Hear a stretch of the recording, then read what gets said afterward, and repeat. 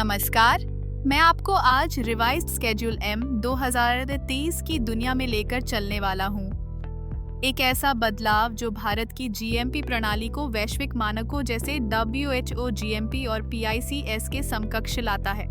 यह सिर्फ एक कानूनी दस्तावेज नहीं है, यह हमारी जिम्मेदारी है कि हम उच्च गुणवत्ता वाली, सुरक्षित और प्रभावी दवाइयाँ हर बार, हर बैच में तैयार करें। इस ट्रेनिंग के अंत तक आप 3 चीजें स्पष्ट रूप से समझ पाएंगे। 1. रिवाइज्ड स्केड्यूल एम की संरचना और उद्देश्य क्या है। 2. हर क्लॉज का वास्तविक अर्थ क्या है। 3. और सबसे जरूरी, जीएमपी के लागू करने में आपकी भूमिका क्या है। स्केड्यूल एम अब 3 हिस्सों में बांटा गया है। पार्ट 1, सभी दवा निर्माण सुविधाओं के लिए सामान्य आवश्यकताएं। पार्ट 2, अलग अलग डोजेज फॉर्म के लिए विशेष शर्तें। पार्ट 3, तकनीकी शब्दों की व्याख्या।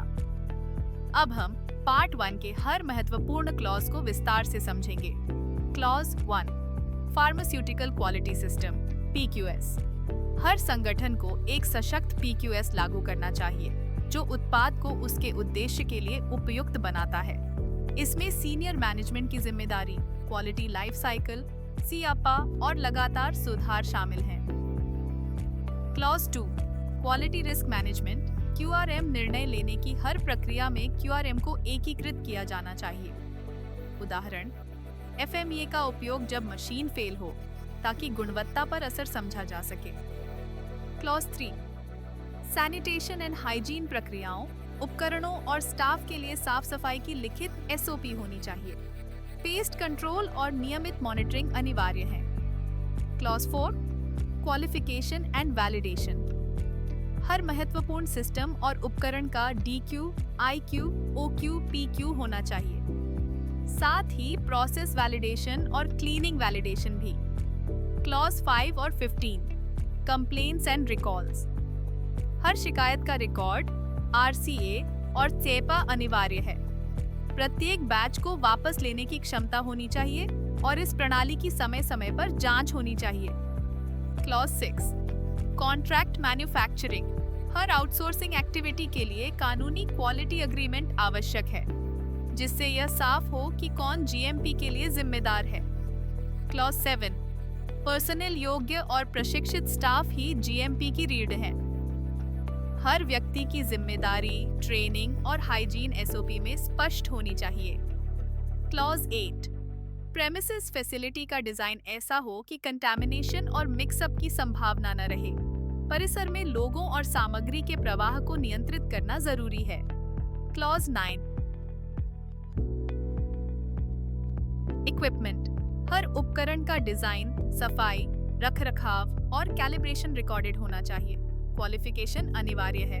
क्लॉज 10, डॉक्यूमेंटेशन GDP और ALCOA प्लस सिद्धांतों का पालन करें। हर दस्तावेज नियंत्रित, अनुमोदित और आर्काइव होना चाहिए। क्लॉज 11 नीलाम, गुड मैन्युफैक्चरिंग प्रैक्टिसेस। हर उत्पादन प्रक्रिया वैलिडेट होनी चाहिए। बैच रिकॉर्ड बनाए रखना आवश्यक है। Clause 12, quality control. QC के पास सही उपकरण, टीम और SOP होने चाहिए। OOS इन्वेस्टिगेशंस और ट्रेंड एनालिसिस डॉक्यूमेंटेड होने चाहिए। Clause 13, product quality review. हर उत्पाद का वार्षिक समीक्षा करें। डेविएशन, कंप्लेंट, स्टेबिलिटी, वैलिडेशन और SAP के साथ। Clause 14, internal audits. हर फैसिलिटी को सेल्फ इंस्पेक्शन करनी चाहिए और करेक्टिव एक्शंस को टाइमलाइन के साथ ट्रैक करना चाहिए। क्लॉज 16 और 20, supplier qualification and material control. Her supplier का मूल्यांकन रिस्क बेस्ड तरीके से हो। हर रॉ मटेरियल को टेस्ट कर रिलीज करना चाहिए। Clause 17, market complaints.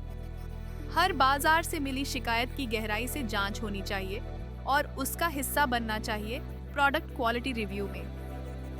Clause 18, site master file. हर साइट पर SMF उपलब्ध होना चाहिए जिसमें लेआउट, HVAC, वाटर सिस्टम और नियंत्रण प्रणाली का विवरण हो। Clause 19 water and environmental control. Clean area में हवा, सतह और स्टाफ की निगरानी होनी चाहिए।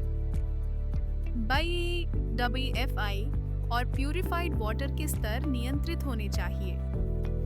Clause 21 product release and distribution QA की स्वीकृति के बिना कोई भी बैच रिलीज नहीं होना चाहिए। हर डिस्ट्रीब्यूशन रिकॉर्ड ट्रेसेबल होना चाहिए। Part 2 dosage form specifics tablets, sterile products, APIs और हर्बल प्रोडक्ट्स के लिए clean room grade, batch size नियंत्रण और मॉनिटरिंग मानक अलग-अलग निर्धारित हैं। पार्ट 3 ग्लॉसरी GMP की भाषा समझने के लिए यह हिस्सा आवश्यक है, जैसे वैलिडेशन, डिविएशन, OOS और change control.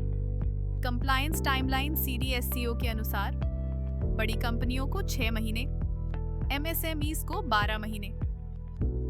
Role based implementation हर विभाग की जिम्मेदारी है। QA सिस्टम लागू करना, training, audit. QC sampling, validation, data integrity. Production SOP अनुसार कार्य करना। HR ट्रेनिंग और स्वास्थ्य जांच सुनिश्चित करना। इंजीनियरिंग HVAC और मेंटेनेंस की निगरानी। कंक्लूजन स्केड्यूल M का उद्देश्य सिर्फ रेगुलेटरी इंस्पेक्शंस पास करना नहीं है। इसका मकसद है कि हर दवा सुरक्षित और प्रभावशाली हो। हर क्लॉज को समझना और उसे लागू करना एक साझा जिम्मेदारी है। यही है सच्चा गुणवत्ता संस्कृति।